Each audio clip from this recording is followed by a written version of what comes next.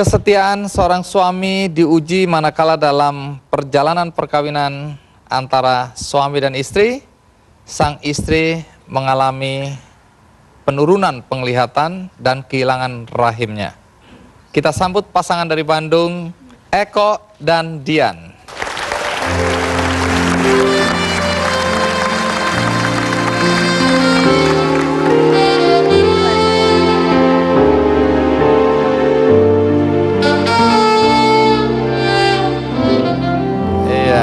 Terima kasih. Ya, silakan duduk. Menarik karena kalau tadi ada Priska yang memang tunanetra sejak lahir, maka di sini ada Dian yang dalam perjalanan hidupnya terkena penyakit lupus ya, kemudian nyaris kehilangan penglihatan. Karena sekarang berapa persen kemampuan Anda melihat? 5%. 5%. Boleh cerita sedikit apa sih yang terjadi pada Anda?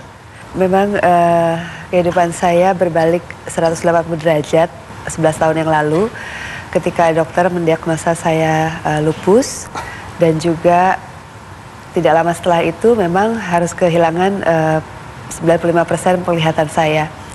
Sebenarnya low visionnya itu bukan karena lupusnya, tapi karena komplikasi yang terjadi akibat terapi yang harus dijalankan untuk mengatasi lupus. Penurunan penglihatan ini terjadi pada saat usia perkawinan menginjak tahun keberapa? Tahun ke-9.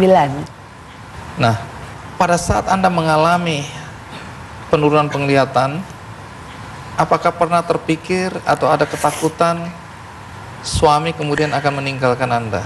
Ketakutan sih tidak, cuman sayanya yang jadi harus tahu diri gitu. Karena saya pikir, apa bagusnya nih, maksudnya saya penyakitan, kemudian juga udah nggak bisa lihat lagi gitu. Sebenarnya lebih karena perasaan saya sendiri sebenarnya. Perasaan sendiri ya, nanti kita tanya perasaan suami ya. Ya, tapi sebelum suami menyatakan perasaannya, kita ikuti dulu kisah percintaan Eko dan Dian.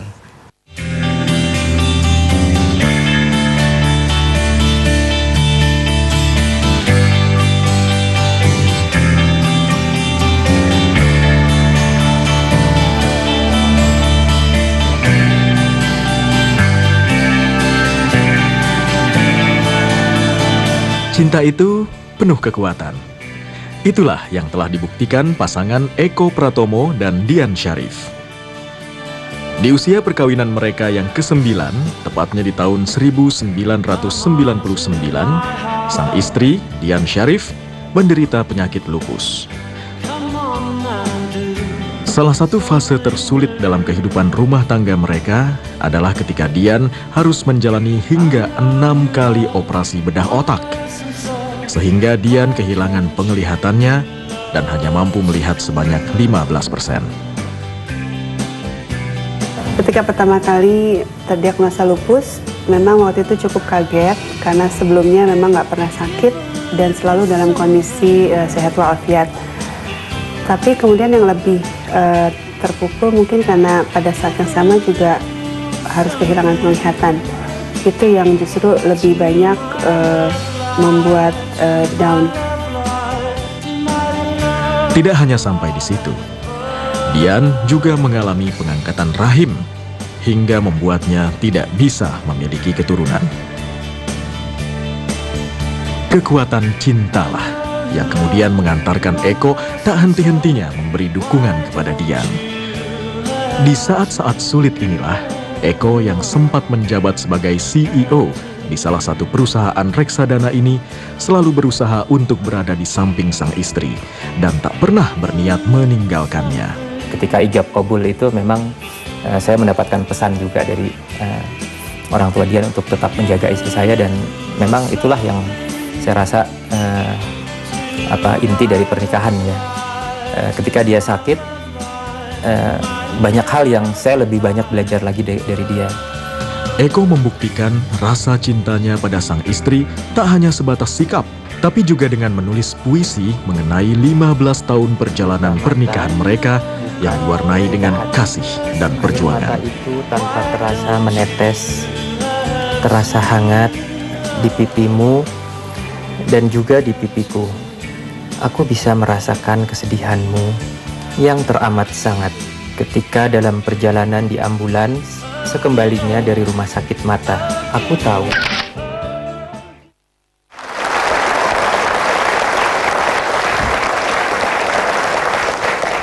Apa betul operasi sampai 20 kali begitu? Macam-macam sih. Jadi yang paling berat itu operasi ketika mengalami abses otak. Itu dalam sebulan dia harus mengalami 6 kali bedah otak berturut-turut. Kemudian ini yang agak mengkhawatirkan, waktu itu dia sempat dipasang namanya shunt. Ya, jadi cairan otaknya itu tidak bisa disalurkan sehingga harus dipasang selang. Dan 2 tahun kemudian selangnya macet. Kemudian dioperasi lagi, 2 minggu kemudian macet lagi. Jadi harus dioperasi lagi. Jadi bedah otaknya bisa sampai 8 kali waktu itu. Anda menyatakan bahwa untuk bisa memahami penderitaan Dian, Anda harus berempati. Apa yang Anda lakukan untuk bisa berempati terhadap kondisi istri? Ya waktu itu memang saya lihat betul ya. Maksudnya apalagi ketika terjadi abses otak, dia mengalami kesakitan yang luar biasa. Saya terus terang tidak tega melihatnya. Dan saya yakin kalau saya dalam posisi dia juga tentunya perlu dukungan dan perlu support, sehingga saya mencoba memposisikan kalau saya yang sakit pun pasti saya juga akan butuh dukungan dia.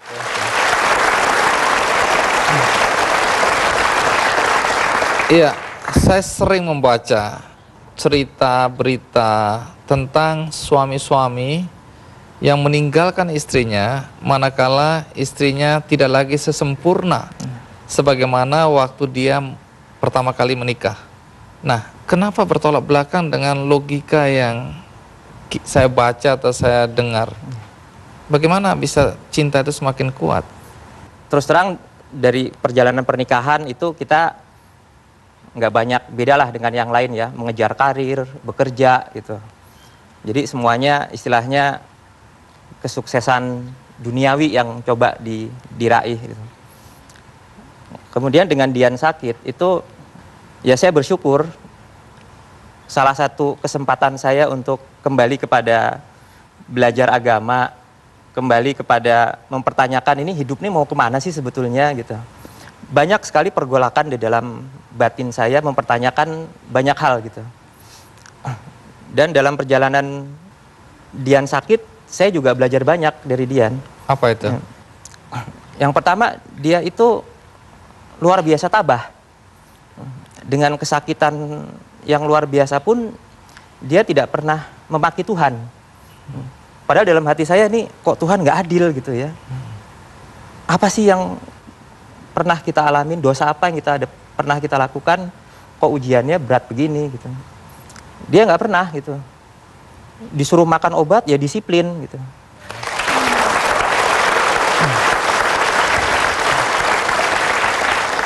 Menarik untuk mengikuti terus kisah Eko dan Dian, karena Dian pernah bertanya kepada sang suami apakah dia punya niat untuk menikah lagi. Ikuti terus Ki Candy.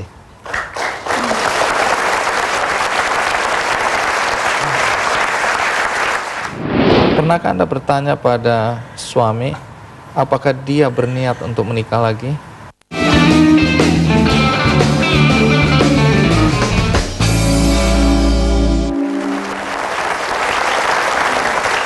Anda kan pernah menikah dengan istri yang tanda kutip normal secara fisik. Lalu sekarang Anda didampingi oleh istri yang nyaris tidak bisa melihat. Nah, bagaimana Anda menyesuaikan kondisi seperti itu? Lucunya saya nggak pernah merasa bahwa dia tuh nggak bisa ngelihat, Mas. Kenapa begitu? Ini hebatnya juga dari Dian ya, karena memang awal-awalnya dia mencoba untuk belajar mandiri lagi. Jadi dia pernah sekolah ke Mitra Netra untuk belajar mobilitas. Saya sendiri berusaha untuk membuat dia tidak seperti orang yang beda. Jadi perlakuan Anda normal-normal saja? Iya. Oke, sekarang ke Mbak Diannya. Iya. Mbak Dian, pernahkah Anda bertanya pada suami? Karena tadi Anda bilang Anda merasa minder, merasa sebagai perempuan tidak sempurna, tidak bisa memberikan keturunan, kemudian penglihatan yang terganggu. Pernahkah Anda bertanya pada suami, apakah dia berniat untuk menikah lagi? Ya, Bagaimana bentuk pertanyaan Anda? memang bentuk pertanyaannya tidak selugas itu, tapi dari cara kita berkomunikasi secara tidak langsung saya menyatakan itu. Kenapa Anda sampai harus menyatakan seperti itu? Bang Andi, hidup saya yang sekarang ini sudah hidup bonus. Jadi sejak kejadian operasi besar itu, saya berpikir bahwa hidup saya yang sekarang ini hidup bonus, harus bisa bermanfaat bagi Tuhan dan bagi orang lain. Ya apalagi buat suami saya. Jadi saya juga tidak boleh egois, saya juga harus pikirkan kebahagiaan dia. Makanya saya mungkin sampai pada pemikiran seperti itu. Jawaban suami ketika Anda melontarkan walaupun tidak selugas tadi, apa jawaban suami waktu itu? Kita suruh dia jawab sendiri ya Mas. Apa jawaban Anda? Ya, waktu habis dia diangkat rahimnya, itu memang dia pernah mensiratkan lah untuk bertanya seperti itu, Bang Andi. Ya, saya cuma jawabnya kamu ada-ada aja, saya bilang. Singkat aja ya. Iya. Tapi terpikir nggak? Enggak sih, Sama sekali nggak? enggak. Jangan ada dusta di antara kita ya. Iya.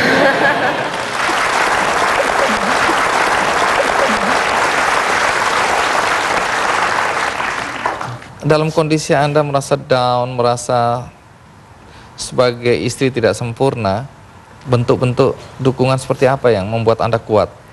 Tidak adanya perubahan sikap, baik sebelum maupun sesudah saya sakit dan kehilangan penglihatan. Itu jadi juga kembali menumbuhkan kepercayaan diri bahwa walaupun kondisi fisik jauh berubah, tapi tidak ada beda perlakuan dari orang terdekat, dari keluarga maupun teman-teman. Dan juga menyadari bahwa saya sakit, saya kehilangan penglihatan itu bukan keinginan saya, bukan keinginan suami saya, tapi kan keinginan yang Maha Kuasa. Dan kalau memang itu keinginan Tuhan, pasti itu baik adanya. Kembali ke Ibu Ida ya. Ibu Ida, tadi Mbak Dian bilang bahwa ada saatnya dia merasa minder, merasa tidak berguna. Anda sendiri melihat faktor-faktor apa saja yang membuat seseorang bisa merasa down, merasa tidak berguna, dan kemudian apa yang perlu kita berikan agar mereka bangkit kembali? Ini yang disebut cinta. Cinta itu ingin memberikan. Jadi pada Mbak Dian ada kekecewaan, dan juga pada yang lain tadi ada kekecewaan, ada kekhawatiran, kecemasan, tidak bisa memberikan sesuatu yang bisa membahagiakan pasangannya sebagaimana diyakini oleh orang-orang pada umumnya. Tetapi kemudian reaksi dari pasangannya yang mengatakan bahwa itu tidak diperlukan. Kita bisa saling memberi dalam bentuk yang lain. Nah, itulah yang menjadi kekuatan mereka. Jadi, Bang Andi, kalau ada orang bertanya siapa yang disebut suami, barangkali semua inilah jawabannya. Ya, kalau ada yang ingin tahu apa sih yang disebut empati, apa yang diceritakan Mas Eko adalah itu yang disebut empati, dan Mas Eko sudah menggambarkan dengan baik bagaimana proses berempati itu berjalan. Tidak bisa dalam sekejap, tetapi ada niat. Dan kemudian kalau Anda ingin tahu tentang apakah orang itu tahu posisinya atau tidak, itulah yang dibutuhkan oleh suami istri pada hari ini, yaitu bahwa saya tahu bahasa suami, dia istri saya, dan tidak ada yang lain dari itu. Jadi itu yang menjadi kekuatan. Kemudian bahwa perkawinan itu adalah tempat untuk berbagi, saling meringankan, tidak menuntut tetapi memberi, menjadikan cinta itu indah sekali karena dua-duanya berebut untuk memberikan yang terbaik. Baik, terima kasih Ibu Ida. Anda berdua mendirikan yayasan ya. Kemudian yayasan ini kegiatannya apa? Edukasi, sosialisasi lupus dan low vision, dan memberikan dukungan atau support group kepada Odapus, orang dengan lupus, dan juga penyandang low vision. Nah, Anda berdua juga menulis buku ya. judulnya Miracle of Love, keajaiban cinta. Ya, boleh tahu pesan apa yang ingin Anda berdua sampaikan kepada pembaca buku ini? Pesannya sebetulnya yang pertama, pada awalnya kita merasa kesulitan, sakit itu sebagai musibah. Ya, tapi dalam perjalanannya banyak sekali hikmah yang kita dapatkan dan itu merubah 180 derajat perjalanan hidup kita. Pada akhirnya kita mensyukuri bahwa kita pernah mengalami musibah seperti itu. Iya. Jadi apa yang Allah berikan itu sebetulnya semuanya bentuknya ujian. Jangan pernah bersedih ketika mendapatkan kesulitan karena begitulah cara Allah untuk memberikan kekuatan kepada kita. Supaya penonton di studio dan di rumah tidak penasaran, jadi di studio kita akan bagi satu-satu buku ini ya. Dan bagi Anda di rumah, Anda juga bisa mendapatkan buku ini dengan mengakses kikcandy.com. Pada kesempatan hari ini, saya ingin menggenapkan juga janji saya pada teman-teman tunanetra. Ada 100 audiobook yang akan saya bagikan bagi teman-teman tunanetra di beberapa lembaga yang memang menaungi mereka. Jadi kami akan cari dan kami akan bagikan audiobook ini sehingga teman-teman yang tunanetra juga bisa ikut menikmati kisah cinta yang luar biasa dari Eko dan Dian.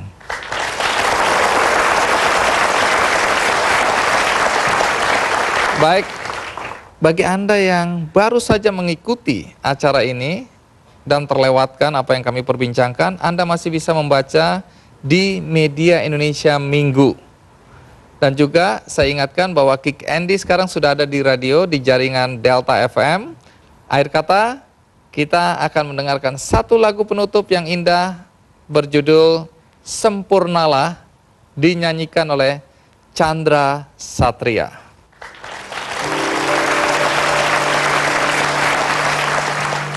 Engkau kekasih hati,